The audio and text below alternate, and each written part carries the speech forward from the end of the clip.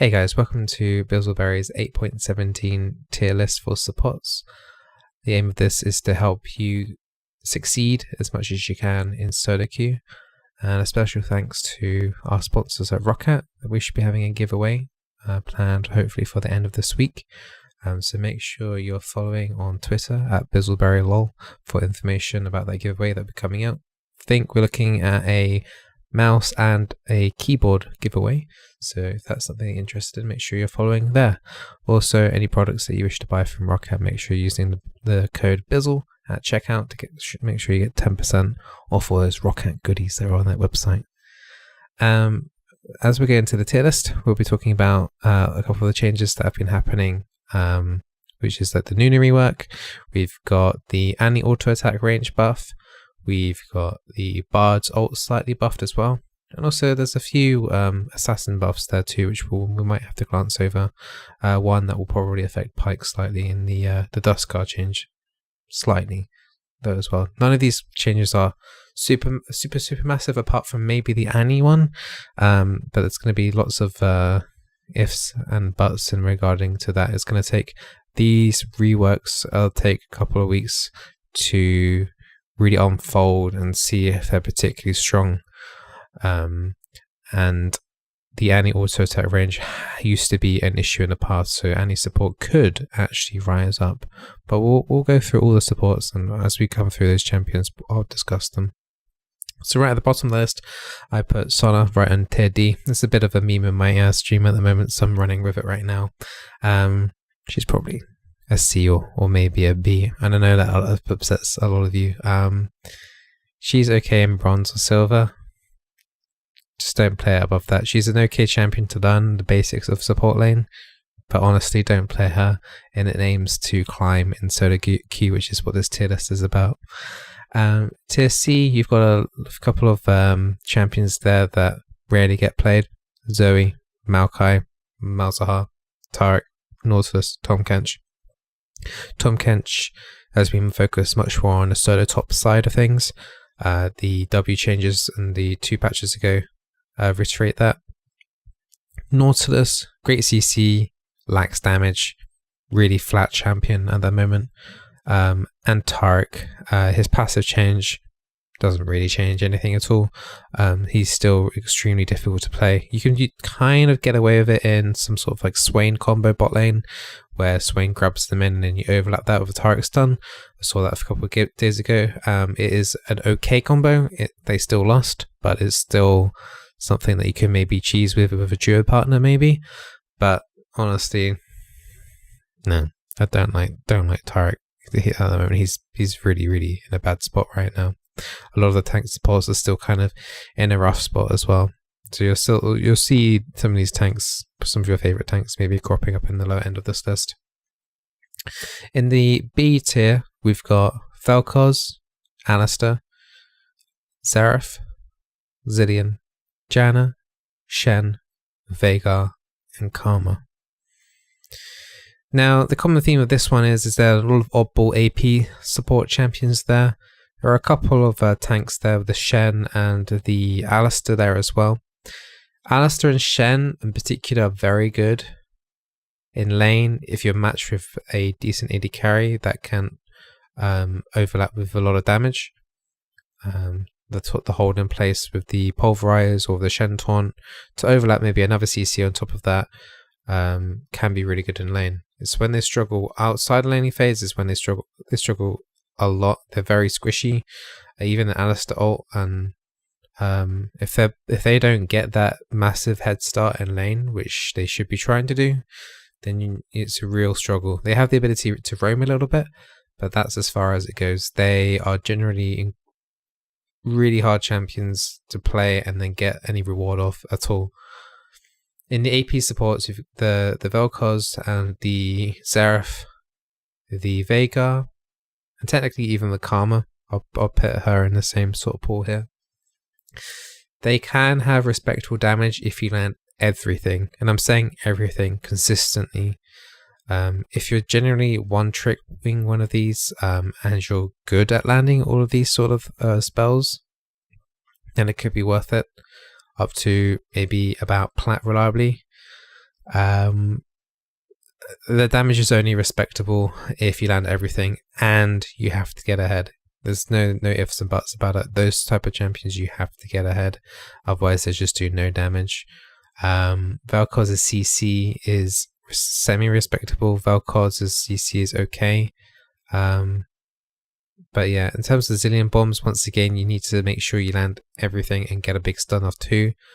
Or you have a hyper carry that can carry you. So that gives you a nice ult. So it gives them a second GA basically, which can at times be really nice. At times, if they're dead anyway with resilient ult, they're likely going to die anyway. But it can be nice to res someone like that in a big team fight. Janna is the first enchanter that's at the bottom of the list if you don't include Sona.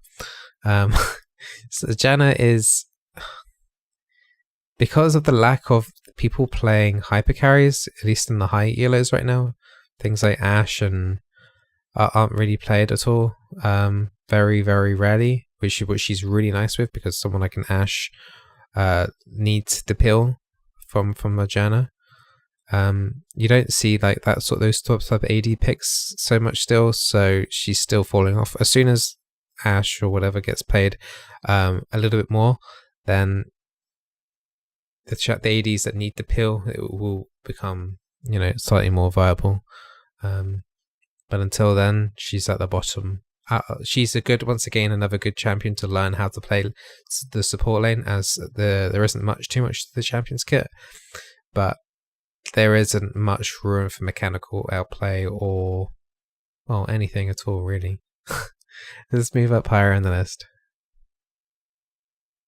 So we have the tier A is Bard, Papi, Leona, Lulu, Blitzcrank, Lux, and Fiddle. Now, Fiddle had seen a lot of play in solo queue. People are learning how to play against it now. Just long range safe poke. Yes, his CC can be annoying still, but people seem to be doing a better job building Merc treads and reducing the amount of CC that has less of an impact in laning phase. So bear that in mind. You might be able to get away with that a little bit more in the lower elos, but he's starting to not really come through. He's starting to become a lot more predictable. I think he had a high rating a couple of weeks ago. It's because people weren't really too used to playing against the Fiddle support, as it was kind of a rare pick. But as people started picking him more often, people were starting to counter him a little bit more with safer harassment, anticipating the ulti more often, getting used to buying Merc treads. So it's becoming less of a surprise pick. The Blitzcrank can only be played in very specific compositions where you know exactly what the enemy bot lane have. So there's no Zyra, there's no Morgana, there's ideally no tank bot lane. So you do have to kind of play around those things. If they do have a squishy bot lane and you do have a nice aggressive AD carry, it can work. You just got to think about ways to how to cheese that lane really. The only AP really on that A tier list is Lux. Lux is decent. She has nice long range poke, and if you do catch them out early, she does a lot of damage, and she can scale quite nicely with the burst items. And her shield is respectable, but she is another champion that does kind of require you to get a reasonable lead in bot lane to be able to play off that. She's very vulnerable to ganks if you miss your bindings, which are becoming a little bit increasingly difficult because of Predator on a lot of these junglers coming up right now. So they've got insane movement speed. So you've got Hecarim, you've got Skarner with insane speed with Predator, and it can be an issue landing some of those slower skill shots like the binding from both Lux and Morgana. Lulu, once again, she's a very good champion, but only with the right hyper carry. Lulu with a Cogmore is still devastating. Very rarely picked though. Cogmore super rarely picked, but if you can find a really good Cogmore to play with, then it can be awesome. Can also be played with Kaiser. Helps when she Leroy's in with her ulti.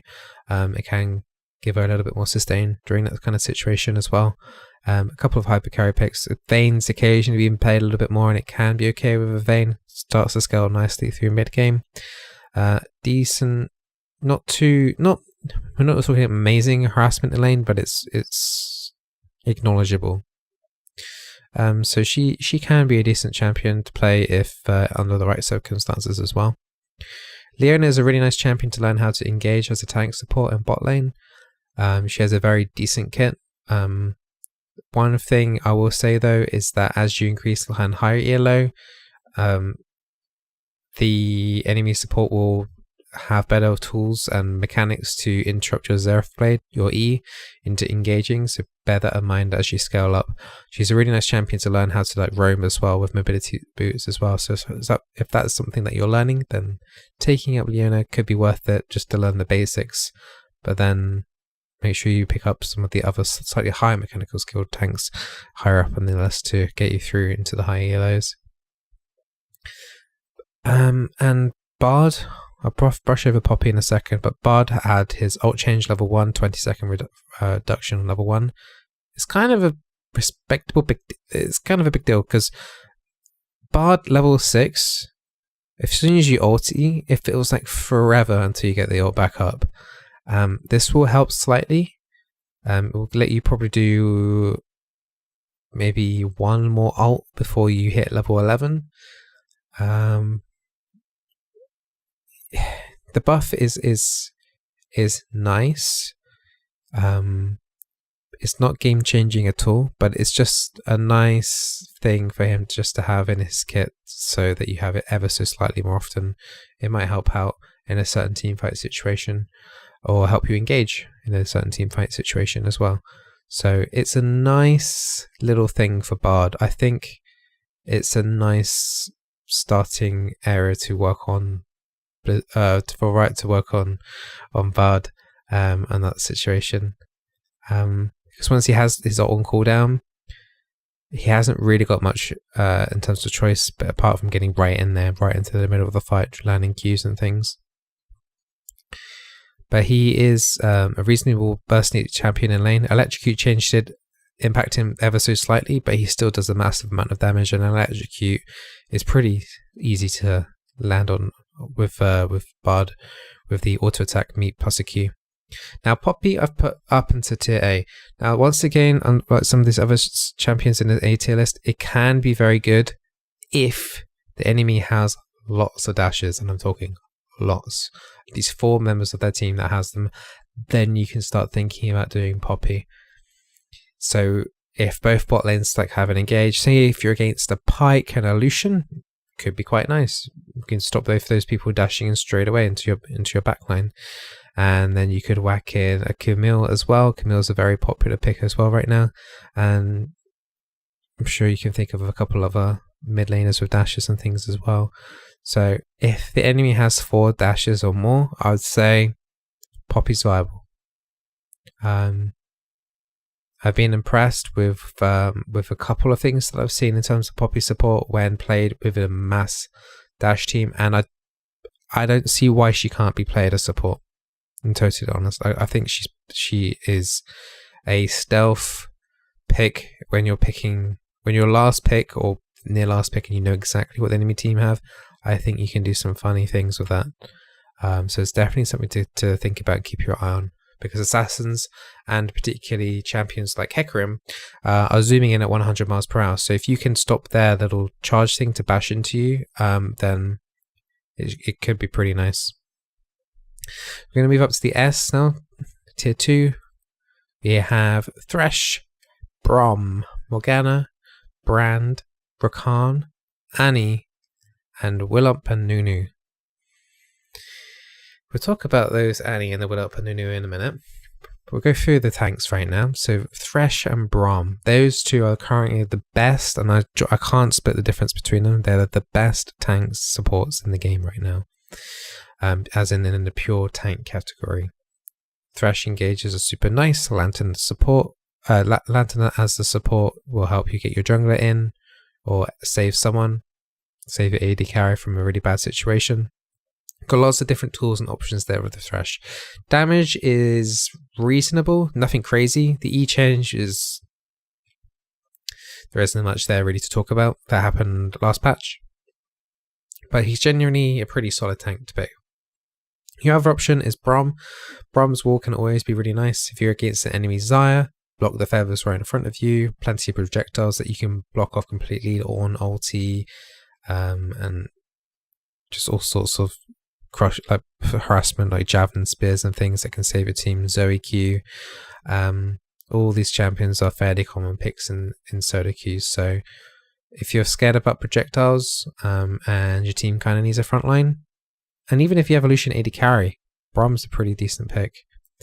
Now Morgana is a champion that is in a slightly weird position at the moment. She used to be very strong, and now people are kind of like on the edge, on the fence about her. Her black shield is always pretty good.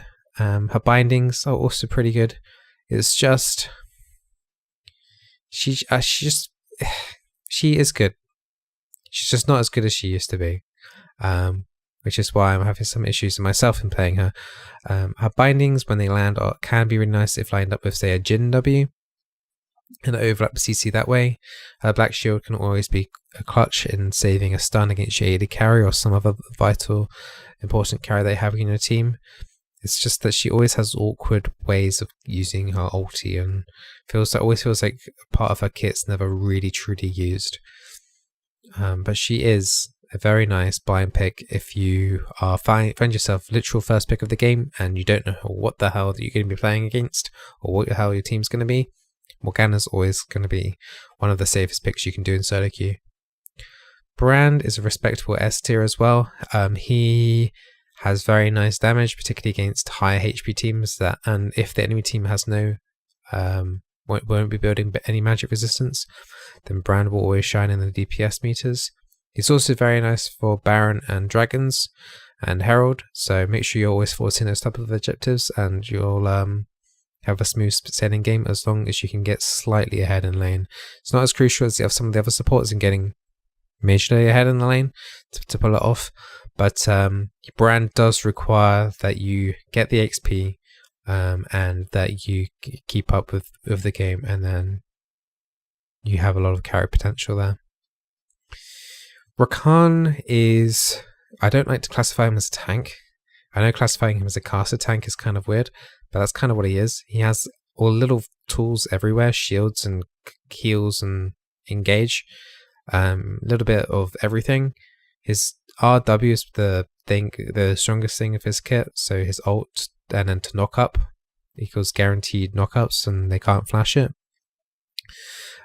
Is always going to be a really strong engage with an AoE team, with an AoE mid laner or AD or both ideally. Well, is perfectly ideal for Rakan. Otherwise you're not really going to get much success and not particularly much worth from that combo, but he's still a really nice champion to play.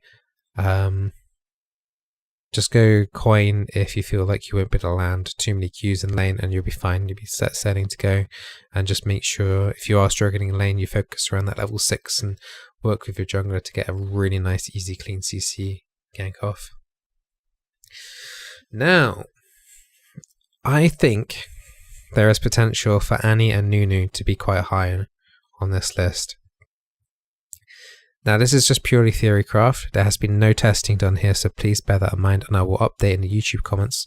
And also, I'd like to hear your thoughts as well, what you think these two champions are like so far this patch in solo queue. Any feedback that you can give me is awesome. Annie's auto attack range has been increased. I've always regarded Annie as a really bad support. Half the reason is because they reduced the auto attack range, so she was unable to easily harass the enemy in bot lane. Now they've given her auto attack range a 50 range increase.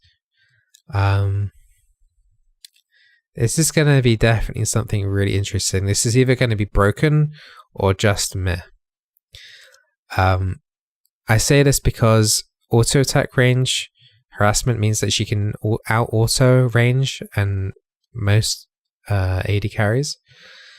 So if she can do that, all you need to do is make sure your stun is always up. Whittle them down so that either they have to choose between CSing and getting harassed by your auto attacks or not CSing at all. And if they do get whittled down and they go in for more CS, you just stun them and then kill them. It's easy as that. It used to be a problem back, I believe, around patch season 6. I believe they took it off. I could be wrong there, but it was a problem. It was a slight problem there. It was quite annoying to deal with the Annie auto attack range, but they nerfed it quite quickly as soon as they realized people were playing Annie support. You might want to lean towards CDR boot so your flash is off on a lower cooldown, because you're going to want to do those nice AoE Tibber stuns, flash Tibber stuns later on in the game. We'll have to keep an eye on this one, but I think if you play the laning phase, auto attack range poking, and then whittle them down into a stun, it could be really nice. Now Nunu, I've been going through some of his, I've been theory crafting some of the things that you can do on him. So now you can consume champions for less damage, and it heals you a little bit less than it would so on a minion. He has a few more utility tools, however they are on a slightly high cooldown. So it's going to be used in a lane where they aren't insane the first few levels. I'm thinking something on the lines of, like, say for example if they had a Janna, then you could easily do this. But even something like an enemy Morgana, or someone that doesn't have crazy damage early, basically in terms of support at least anyway. I don't think it would work against a Draven. It'd be too much damage for you to deal with. But just not too much crazy damage on bot lane. Now his E is probably the thing you're going to want to max. You can do some really nice engages with the snowball, the big channeling snowball that when you run it down, you could use it kind of like a little bit how Tahm Kench ganks his lane. You start it up the tower, wind it up, work with your jungle if you can, and then just send it in to do a really nice slow knockup. His E, I would probably max first. It would need testing, but I would consider maxing that first, as it will be the spell that you're probably most likely to spam in lane to ensure CC. That's the one where you throw lots of little snowballs out. And his Q will be interesting because Scuttle is always really important, and you sometimes get those fights in between around Dragon, around the Scuttle. So being able to have a lot of control around that Scuttle could be really nice if you can push into level 2 quite quickly as well. Once again, we need play testing more so than Annie, but I don't think he'll be S+. I think he might be. I think at worst, I think he'll be A tier as support. I honestly do. I think he has potential here to do quite well. Just keep your eye on it, and I'll be playing it on stream as well, both the Annie and the Nunu. So if you want to check up on the YouTube comments as well, I'll update there as well. But also you can check up with me as well on my Twitch streams as well, and see how I'm getting on with those two champions as well throughout the week. Now we're getting to bang up to the top, and surprise, surprise, nothing's changed there actually at the top of the line. If you've been watching my stream, I've been playing a hell of a lot of Zyra lately. Zyra is a very strong support and AD carry pick. If you're a support main and you have a secondary set to bottom, highly recommend Zyra. Just take Doran's Ring, level 1. You can easily farm that way as well, and carry the game that way as well. But Zyra is an extremely safe champion to carry the game. Honestly, just carry the game. Very nice harassment. Go electrocute. And she does very nice damage. Can even in a 2v1 situation, can basically burst down the AD carry really quickly with Virality and 2 plants, and you land everything. AD carry takes a crud load of damage. Just a very strong pick right now, more so than Brand. Pyke is still very good into squishy supports. Very good champion with the option to use the roam as well. Lethality Dustcar got increased. The active damage that happens on cooldown got reduced slightly later into the game. Nothing crazy, but no, he's still very good to roam around the map and have a lot of control over bot lane and mid. Nami is probably my favorite enchanter. She is very, very strong. Not been picking her as much because not many people have been playing the more like leaning towards the hyper carry. So you have Ardent Sensor as an option, which is still very good. And Soraka can basically work with almost anything bot lane. Her heals are incredibly annoying. Science is incredibly strong. Her ulti can also be incredibly annoying too, and if your team doesn't pick up Morellos and Executioners, then you're in for you're in for a tough time if you're against her. The heals can get really annoying over time as well, and her lane harassment is really good too. So those are my top favorite 4 support champions in solo queue to help you get through. But the Annie and the Nunu are going to be interesting this patch. Please do let me know if you are playing Annie or Nunu this patch as well. Really curious to see. If you are interested in coaching, I do support coaching sessions. Make sure you are following on Discord on the link below. And make sure you get yourself verified on Discord there and get your information in the VOD Reviews channel. I'll be doing coaching sessions starting again this weekend. Once people have done some games this patch, then we can dive in and see what you guys have been up to and how we can help you guys improve in solo queue. Once again, if you enjoyed this video, make sure you like, comment and subscribe, and make sure you hit that little ding dong on the bell icon as well, just so you get up to date on all coaching sessions and tier lists and all those good things. And once again, appreciate all the support that you guys have been giving me on stream. It's been insane. Nearly hit 200 subscribers on Twitch, which is beyond all expectation and belief that I had. So thank you so much for everyone that's come over from YouTube and said hello onto Twitch. It makes my day seeing your messages come through, and even through some of those harder solo queue games, just reading a message saying, "Hi Bizzle, thanks for the video" and stuff. It's always nice to see you guys and cheer me up. And if you do have a Twitch Prime to send over, it is free. If you do have Twitch Prime, feel free to whack it on my Twitch channel as well. It does help me out a lot as well. It is completely free if you have Twitch Prime. I hope you guys enjoyed the tier list video, and as always, take care in solo queue. Goodbye.